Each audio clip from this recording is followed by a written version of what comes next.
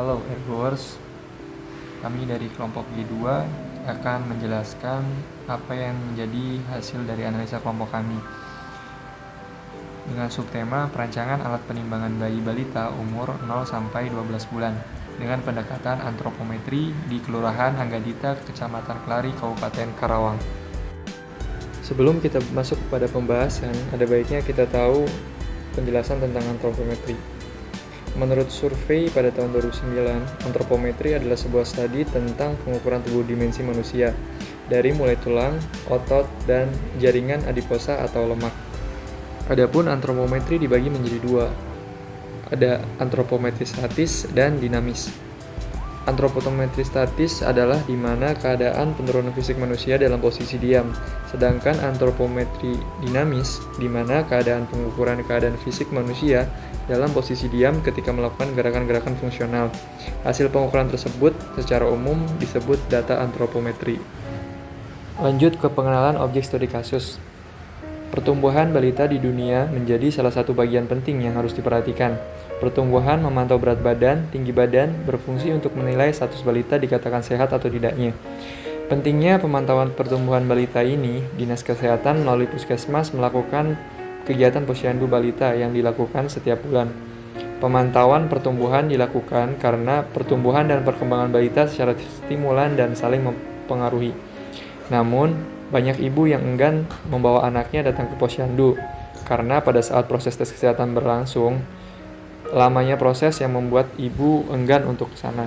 Balita yang menangis saat penimbangan pengukuran bayi yang harus berpindah dari berat badan ke tinggi badan dan juga timbangan balita yang kurang keamanannya. Di sini kami merancang agar proses penimbangan balita bisa dilakukan dua pengukuran sekaligus dan juga memperbaiki keamanan dalam proses penimbangan balita tersebut, mempermudah kinerja petugas serta membuat balita nyaman, aman saat penimbangan berlangsung.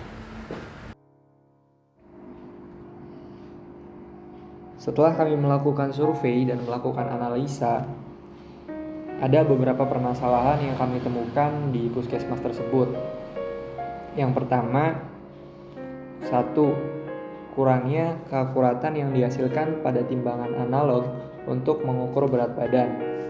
Hal ini jelas mempengaruhi petugas maupun ibu untuk memantau kesehatan dan perkembangan bayi.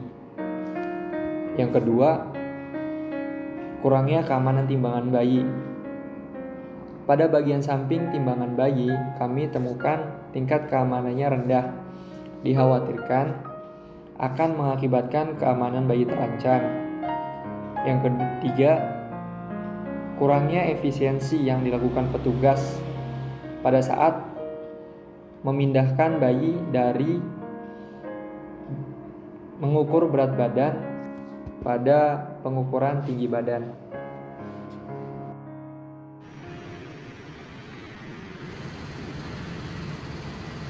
Berikut pembahasan tentang ergonomi. Ergonomi adalah suatu cabang ilmu yang memanfaatkan informasi-informasi mengenai sifat, kemampuan, dan keterbatasan manusia dalam rangka membuat sistem kerja yang enase, efektif, nyaman, aman, sehat, dan efisien. Ergonomi dan K3 atau keselamatan dan kesehatan kerja merupakan dua hal yang tidak dapat dipisahkan. Keduanya mengarah kepada tujuan yang sama, yakni peningkatan kualitas kehidupan kerja atau quality of working life. Aspek kualitas kehidupan kerja merupakan salah satu faktor penting yang mempengaruhi rasa kepercayaan dan rasa kepemilikan pekerja kepada perusahaan yang berujung kepada produktivitas dan kualitas kerja.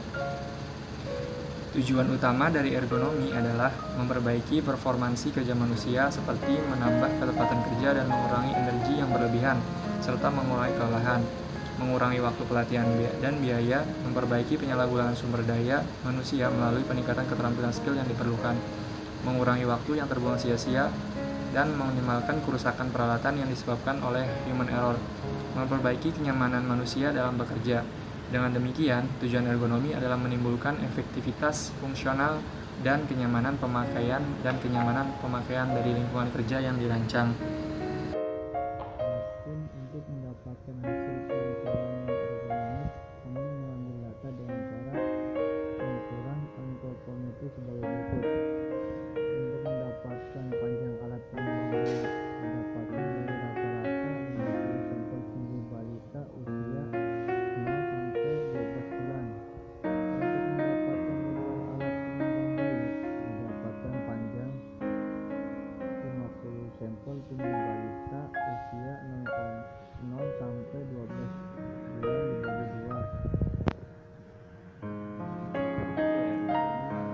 Untuk mendapatkan tinggi alat penimbang bayi didapatkan dari rata-rata petugas atau rata-rata tinggi orang dewasa.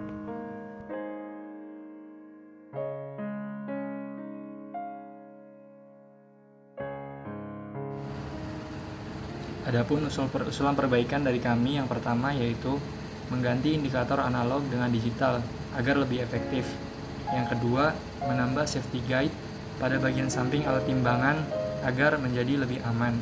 Yang ketiga, mengimprove alat timbangan bayi dengan menambah alat pengukur tinggi bayi.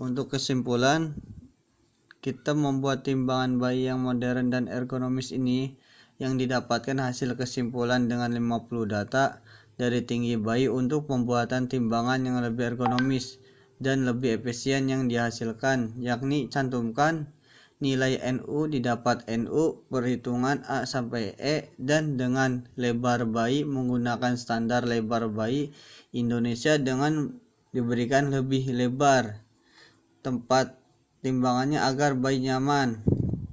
Keuntungannya yakni kerja tim posyandu bisa dikerjakan sekaligus di satu tempat dan efisien waktu.